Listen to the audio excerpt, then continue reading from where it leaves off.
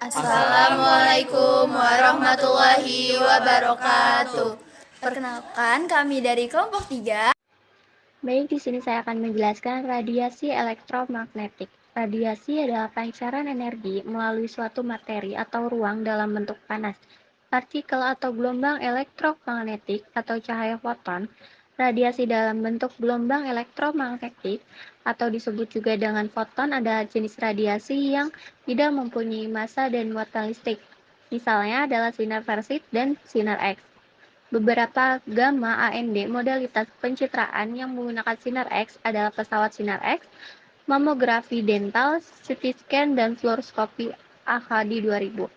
Fluoroskopi adalah suatu alat yang digunakan untuk studi visual atau langsung jatuhnya bayangan laten dari tabir fluoroskopi menjadi bayangan permanen pada film atau spot film. Dalam aplikasi media, fluoroskopi digunakan untuk memvisualisasikan gerakan dari struktur-struktur internal. Menurut Silverman, DKK, fluoroskopi internasional adalah alat yang semakin berharga untuk diagnosa dan pengobatan, namun dosis radiasi untuk pasien bisa sangat besar. CT fluoroskopi digunakan sebagai panduan pencitraan penghasilan dosis radiasi sekitar 10 kali dari dosis konvensional. Fluoroskopi internasional secara langsung digunakan dalam kardiologi, pediatrik, urologi, dan prosedur neurointervensional.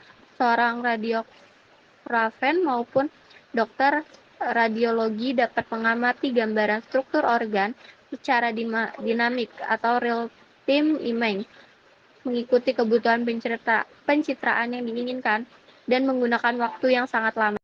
Efek radiasi terbagi menjadi dua, yaitu efek deterministik dan efek stokastik.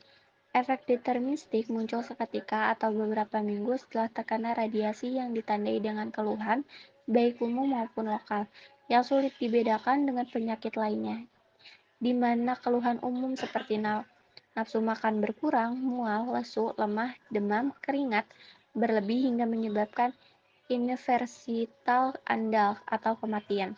Sedangkan keluhan lokal adalah erythema atau kulit memerah, pedih, gatal, bengkak, melepuh, memborok, dan kerontokan rambut. Efek stokastik munculnya berlangsung lama setelah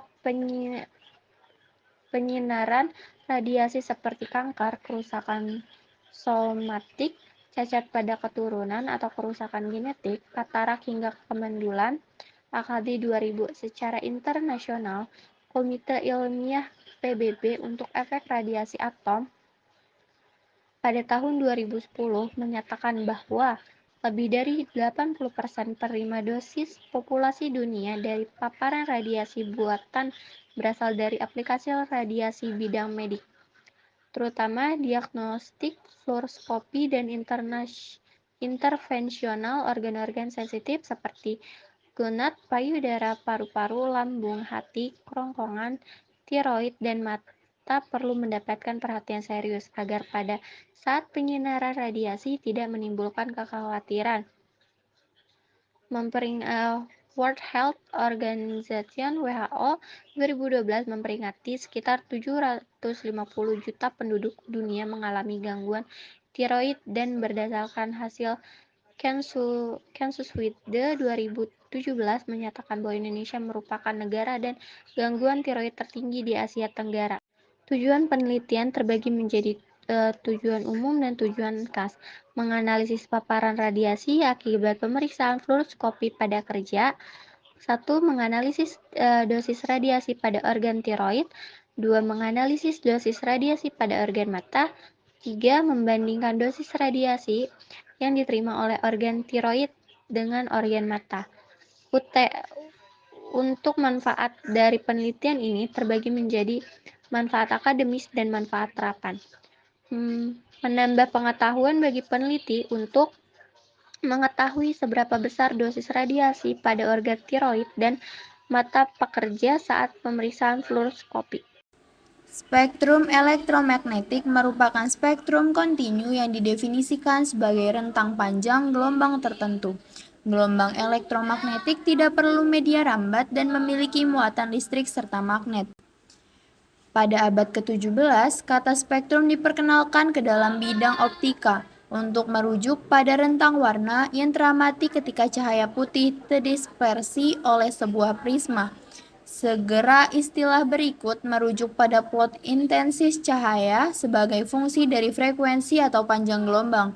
Istilah spektrum kemudian segera diterapkan untuk gelombang-gelombang lain seperti gelombang suara dan sekarang diterapkan untuk semua sinyal yang dapat diuraikan ke dalam komponen-komponen frekuensi.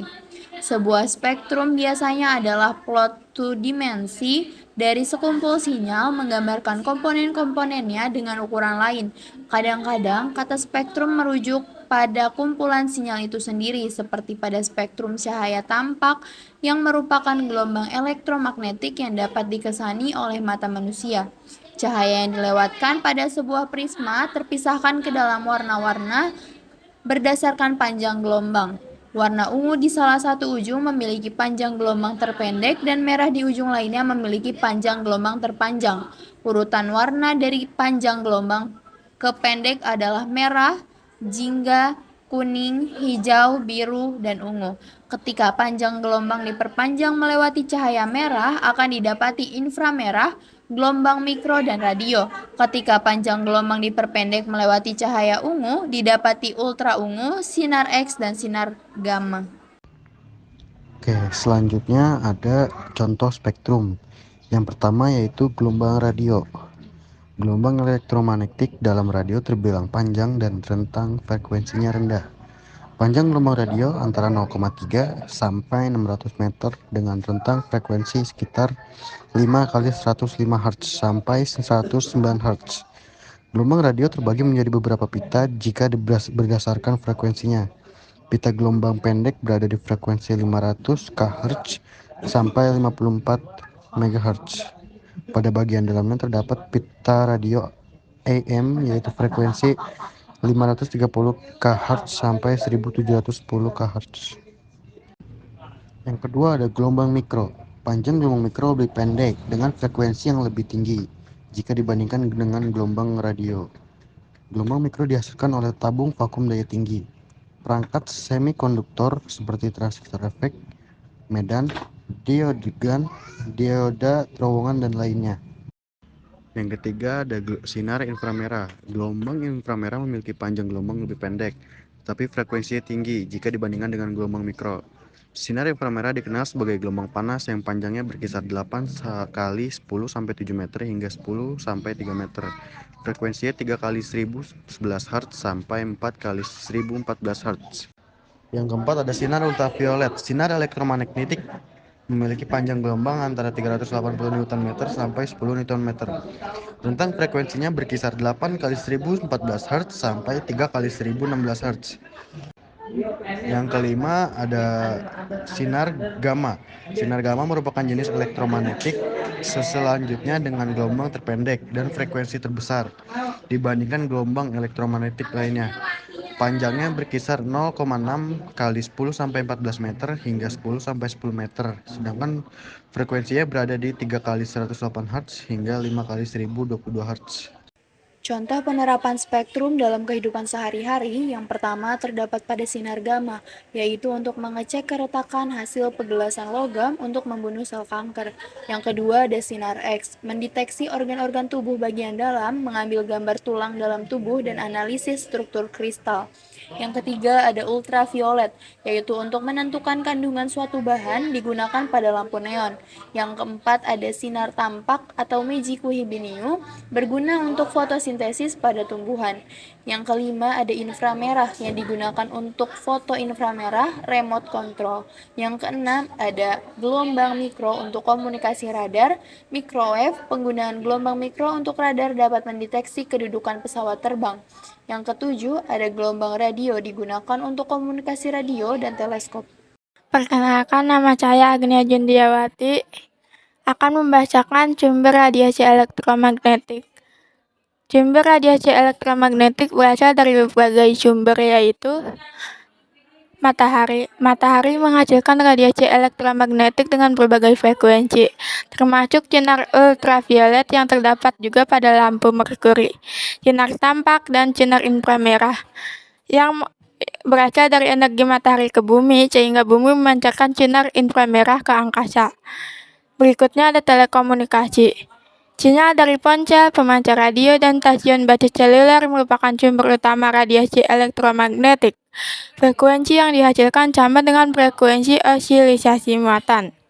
Kemudian ada perangkat elektronik, seperti komputer, laptop, dan perangkat Wi-Fi yang menghasilkan radiasi elektromagnetik dalam berbagai tingkatan. Kemudian ada peralatan medis, seperti sinar X dan CT scan atau yang biasa dikenal dengan sinar gamma. Sinar X dihasilkan oleh elektron yang menumbuk keping logam dalam ruang hampa dan menyebabkan atom mengalami transisi. Sedangkan sinar gamma dihasilkan oleh ketidakstabilan inti atom unsur radioaktif. Kemudian ada listrik dan elektronik rumah tangga, seperti oven, microwave, lampu neon, dan perangkat elektronik rumah tangga dapat menghasilkan radiasi elektromagnetik. Adapun surat Ar-Ra'd ayat 11 yang berbunyi A'udzubillahi minasyaitonirrajim. Bismillahirrahmanirrahim. Lahu mu'aqibatum min baini yadayhi wa min khalfihi yahfazunahu min amrillah. Innallaha la yughayyiru ma biqaumin hatta yughayyiru ma bi anfusihim. Wa iza aradallahu biqaumin su'an fala maraddalah wa ma lakum min dunihi min wal.